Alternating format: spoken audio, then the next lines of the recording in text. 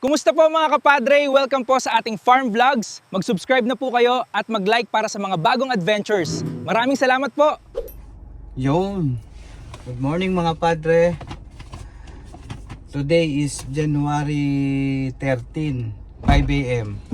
Medyo maaga tayong gumising ngayon. Meron kasi tayong kakausapin sa farm. Magsisimula na yung gagawa ng poso. Sana hindi tayo abutin sa traffic. Naantok pa ako. O, paano mga padre, balikan ko kayo pag nasa farm na ako. Mga kapadre, time check 6:30, nandito na kami sa San Miguel, Bulacan. Be, kaway-kaway. Nag-ayos tayo ng delata at saka bigas. Nag-aayos lang kami ng dilata at saka Para kay bigas Kuya Jeff, tsaka sa pamilya. para sa pamilya ng caretaker natin. Ay, Request nila. nagdala ako ng mga drum. Pati yung mga puno. Ito bayabas. Ayan. Dinalan rin natin sila ng konting mga dilata para bigas. Para pang kain-kain rin nila dito sa farm. Ayan, balikan kayo kayong mga padre. Maya-maya mag-check na tayo sa farm. Ano yan? Mga ano to? Bigas. At saka ano? Mga dilata na. Para meron rin silang pagkain konti. Ang ganda na ng damo. Iba talaga ang ulan eh.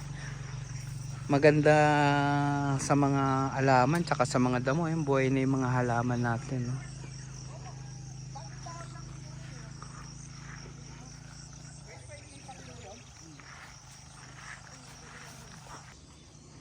May bunga na yung ating mangga. Tingnan nyo. Ito din oh. Kaso, makikita nyo, may mga nabulok. Kasi nga hindi namin napaalagaan. Dapat pala dito, bago magtag-ulan, pinapaalagaan nga, binabalot. Hopefully next year, mapaalagaan natin para makapag-harvest tayo. Meron tayo isa. Isa, eto to. Ilan pa yan? Dalawa. Ayan. Ganito mangyayari pag hindi na inalagaan. Pag inabutan ng ulan, nabubulok. Oo. At least meron. Uwi natin yan, remembrance. Remembrance. Aming dog, si Pipoy. Miss na miss kami ni Pipoy. Halika rito, Pipoy. Pipoy. Dinumihan na kami. Oh, dinumihan mo na kami. Puro dumi na kami. Ha? Asan si Tisoy? Asan si Tisoy? Ayan, namimiss kami kasi almost 2 weeks kaming wala dito sa farm eh. Sayang-saya naman kakatakbo. Mga kapadre, nandito na yung gumagawa ng poso. Ayan, nagse-set up na sila. Ayan o, nagse-set up na sila o. Dito ko pinilalagay yung poso. Kasi ang plano ko magpatayo ako dito ng bahay para malapit. Ayan, meron naman daw tubig. Maganda naman daw yung tingin nila sa pwesto. Tinamaan yung isa nating halaman, pinaglilipat ko. Kunin mo yung lupa ng Jeff, may patabaya tayo no. Ayan na. Sabi naman nila malambot naman yung lupa. Pero ang ipababaon ko sa kanila yung bakal, hindi plastic na tubo.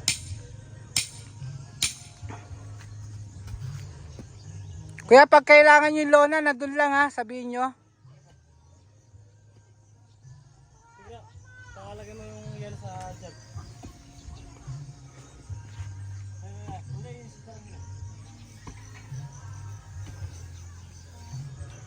Ayun na, ganyan pala yun.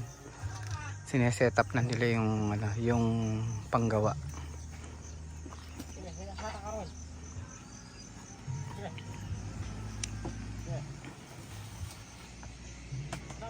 Bali kontrata pala to mga padre. Mga taga San Ildefonso, Bulacan daw sila. Nakausap ko lang sila sa Facebook.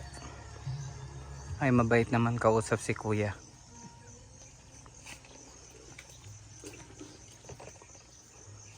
Ayan. Ano? Anong ginagawa mo? Foreman? Foreman ka ba? Ha? Pinanonood mo?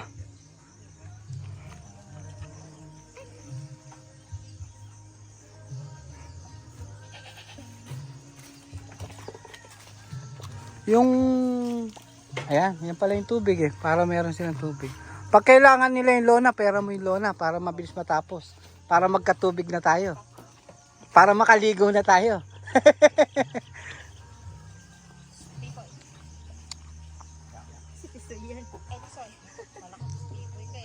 Nandito kasi, nakikibulo.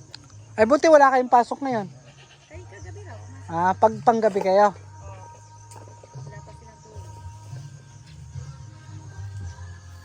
Ay yung dala nating ulam baka mapanis na sana. Adobo. Ano doon ba? Ayun na. Mamaya balikan ko kayo pag nag-i-start na sila mga padre. Ano mga padre ah. Malayo pala yung ating ulan. Ha? Malayo. Hindi na. Video na. Video natin. Eh? Para may remembrance ako sa mga gumawa ng poso. Atay, kaway. Pero sana wala nang matigas daanan, no. Para hindi na kayo mapahirapan. Ay mga kapadre, sinisimulan na. Pag ganyan ng ganyan daw yung dadaanan, medyo malambot, mabilis. Baka ilang araw lang meron na raw poso. Wala pa tayong tatali dyan. Tapos pag naging okay na yung poso natin, i-reveal ko na sa inyo kung magkano inabot. Yung sako na. Yung maliit na sako natin. Yung maliit ko na. Huwag na tabok na ano sako yan eh. Nataasan eh. Hindi ka ang tatapon. Inaayun mo kasi pandig ko mahaba eh.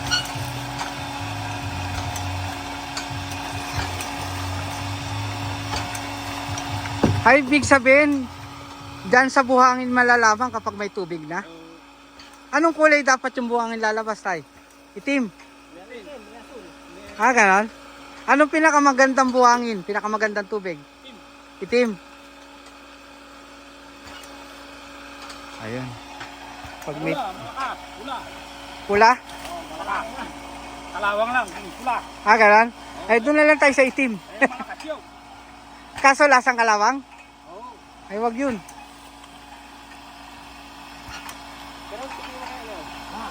Yung sako, totoo. Ito, yung isang sako, ano daw, yung daw. Yan daw. Baka magdala ka ng goma. 20% at hindi ka lang kumapit dito.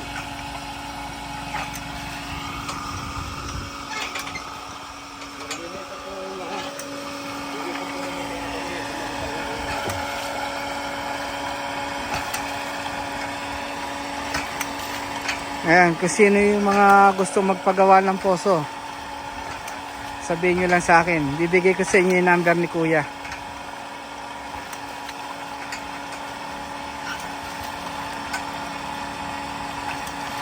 Kahit saan naman kayo, Kuya, no? Hindi lang sa Bulacan, no? Strike anywhere. Basta't kayang marating ng motor.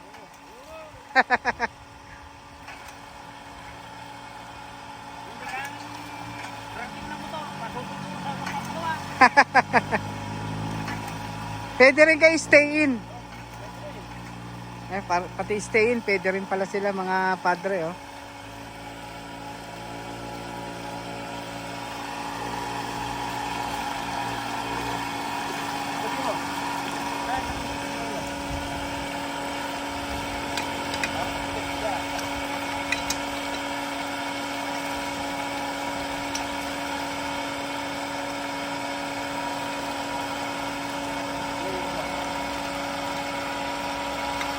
Ganun pala yun.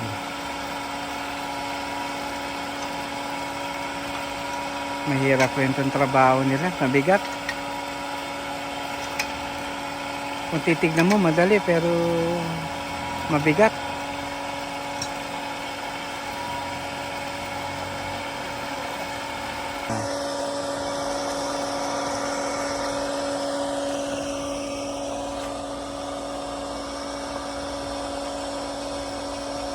Ayan, okay na.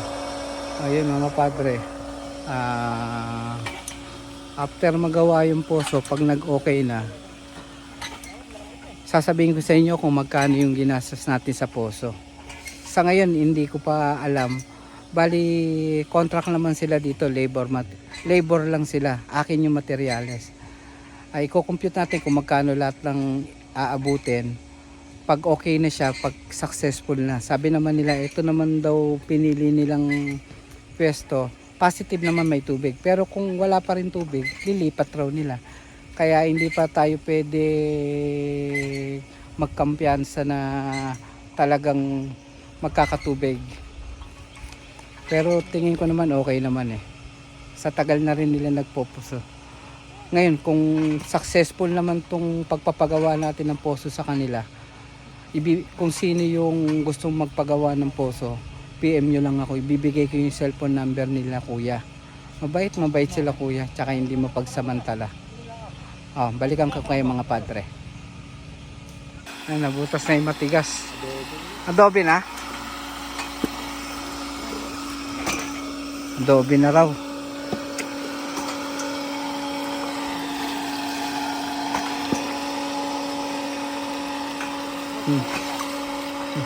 Nasa portion na sila na matigas, pandalawang tubo na to mga padre.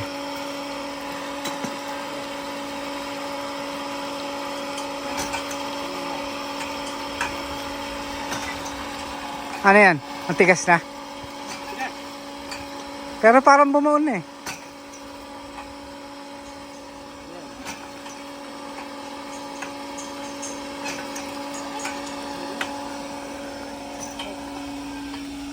Ano, kuya?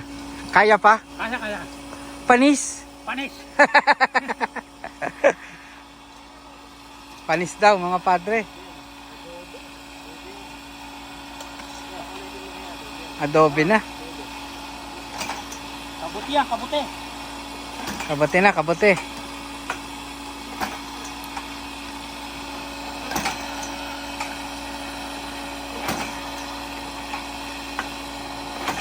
Siga. Siga. Sa balong.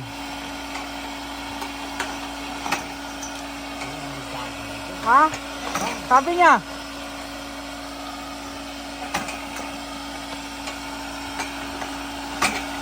Ayan na, malapit sa balong na. Pang dalawang tubo na to. Kuya, kaya pa? Ay, panis. Panis. Oh, parang naglalaro lang. Pag may video, parang naglalaro. Nung walang video, pagod eh.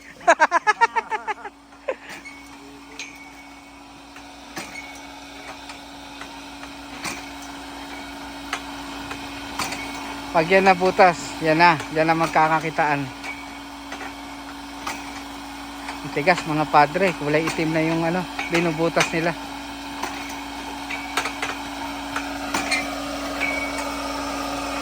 Ano yung nakukuha nilang itim.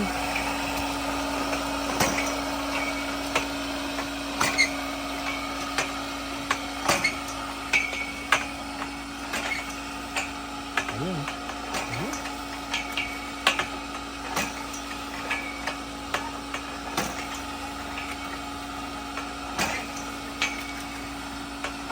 Ayos na.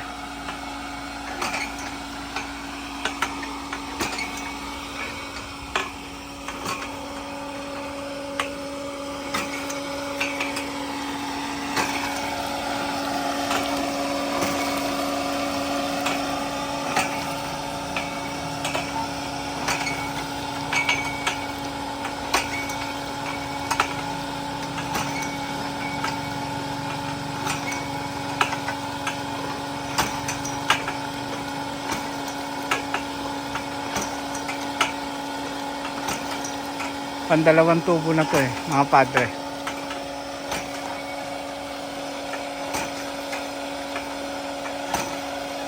Ayun mga padre pahirapan. Matigas talaga. Hindi pa nababaon yung pangalawang tubo. Ang tigas ng bato.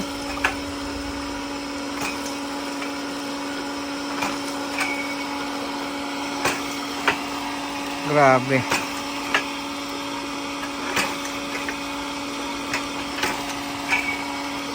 Talagang graba siya.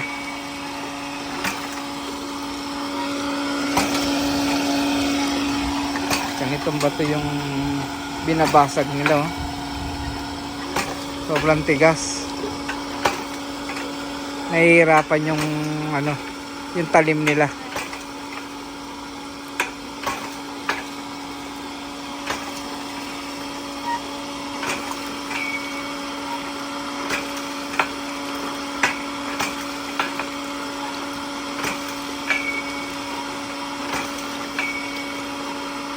Ayun mga padre, hapon na.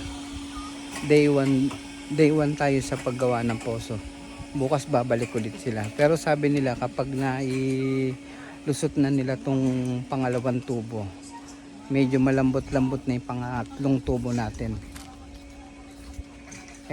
Babalitaan ko kayo kung sakaling maging successful ba yung paghahanap nila ng balong. Pero ano naman, 100% na meron naman daw tubig doon. Kasi yung palatandaan, yung matigas na particle, okay na sila. Nasa matigas particle na sila. Dito tayo matutulog ngayon para kinabukasan, pag nakapagbaon sila hanggang 4 na tubo, mamimili na kami ng pyesa na gagamitin para sa ikatatapos ng poso natin. Tapos babalitaan ko kayo sa susunod sa part 2 kung magkano inabot ng poso natin at kung gaano kalinaw. Bibili pa ako ng mga gamit pa. Bibili tayo ng mga tubo, yung motor, pressure tank, tsaka drum. Pero ang kukumpute lang natin yung poso tsaka yung motor lang naman. Bibigyan ko kayo ng final computation para kung sakaling gusto nyo magpagawa ng poso, PM lang kayo, ibibigay ko sa iyo yung number ni Kuya Berhel. Mabait siya, taga dito lang siya sa San Ildefonso, Bulacan. Madaling kausap, maayos naman siya. Hindi siya yung tipong bali ng bali. Basta ang laban namin, kukuha lang siya ng pera pag natapos yung poso, pag nagkaroon ng tulo na. Ayun ka. Tsaka strike anywhere siya, laban siya kahit saan. Ito nga, yung lugar natin dito sa San Miguel, Bulacan. Kahit medyo malayo, laban sila. Kahit malayo raw, pwede siya, nag-i-stay in sila. Pero dito, dahil malapit lang, ayun, ang ginawa ko naman sa kanila, dahil nga okay naman silang kausap, nilibre ko na sila ng pagkain tsaka merienda. Total, wala namang 1 linggo magagawa nila yung poso. Para lang rin sa yung matuwa-tuwa rin sila, pakonsuelo.